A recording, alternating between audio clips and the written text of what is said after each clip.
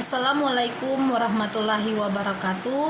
Perkenalkan, nama saya Sri Mary Anggraini Safi'i dengan NIM 19061040. Pada saat ini saya akan menjelaskan beberapa tentang filsafat timur. Yang pertama, mengapa perlu belajar filsafat? Pernahkah Anda bertanya dalam hati, apa tujuan hidup ini? Atau mengajukan pertanyaan, mengapa saya ada? Memang agama memberikan jawaban, namun apakah Anda puas dengan jawaban yang diberikan agama? Jika Anda tidak puas dengan jawaban dari agama ataupun dari tradisi Anda, maka belajar filsafat adalah suatu yang mesti Anda lakukan.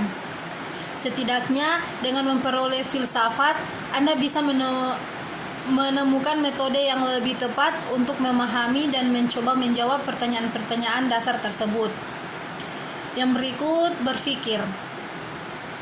Filsafat adalah suatu tindakan, suatu aktivitas, dan filsafat adalah aktivitas untuk berpikir secara mendalam tentang pertanyaan-pertanyaan besar dalam hidup manusia, atau apa tujuan hidup, apakah Tuhan ada, bagaimana menata organisasi dan masyarakat, serta bagaimana hidup yang baik, dan mencoba menjawabnya secara rasional, kritis, dan sistematis. Yang berikut, kemampuan-kemampuan penting. Dengan belajar filsafat, Anda akan mendapatkan beberapa keterampilan secara berikut. Memikirkan suatu masalah secara mendalam dan kritis, membentuk argumen dalam bentuk lisan maupun tulisan secara sistematis dan kritis, mengkomunikasikan ide secara efektif, dan mampu berpikir secara logis dalam menangani masalah-masalah kehidupan yang selalu tak terduga. Yang berikut, kemampuan-kemampuan khusus. Dengan belajar filsafat, Anda akan mampu melihat masalah dari berbagai sisi, berpikir kreatif, kritis, dan independen, mampu mengatur waktu dan diri, serta mampu berpikir fleksibel di dalam menata hidup yang terus berubah. Filsafat itu bersifat terbuka. Sekali lagi, filsafat tidak memberikan jawaban mutlak yang berlaku sepanjang masa. Filsafat menggugat, mempertanyakan, dan mengubah dirinya sendiri. Ini semua sesuai dengan semangat pendidikan yang sejati. Filsafat adalah komponen penting kepemimpinan.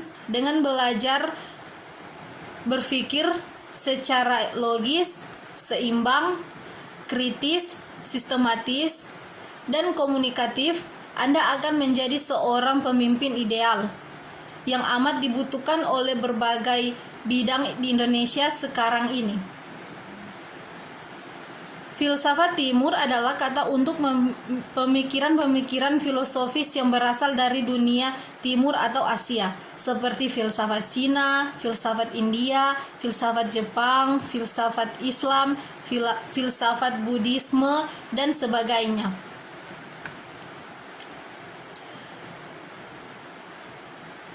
Masing-masing golongan filsafat adalah suatu sistem-sistem pemikiran yang lapang dan plural. Misalnya saja, filsafat India mampu terbagi diadakan filsafat Hindu dan filsafat Buddhisme. Sedangkan filsafat Cina mampu terbagi diadakan Konfusianisme dan Taoisme. Di segi berbeda-beda, filsafat Islam malah semakin banyak bertemu dengan filsafat Barat. Akan namun, secara umum dikenal empat golongan filsafat timur yang terkenal dengan kata empat tradisi besar, yaitu Hinduisme, Buddhisme, Taoisme, dan Konfusianisme. Filsafat timur hadir ciri-ciri yang berbeda dengan filsafat Barat, yang mana ciri-ciri kepercayaan kepada Tuhan datang juga di dalam filsafat timur. Sehingga banyak mahir saling berargumentasi tentang mampu atau haknya pemikiran timur diistilahkan sebagai filsafat. Misalnya karena diasumsikan hadir unsur keagamaan atau mistik.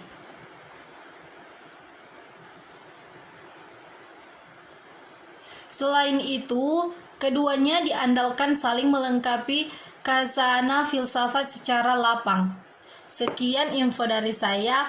Apabila ada kata yang salah, saya mohon maaf sebesar-besarnya karena manusia luput dari segala kesalahan. Terima kasih. Assalamualaikum warahmatullahi wabarakatuh.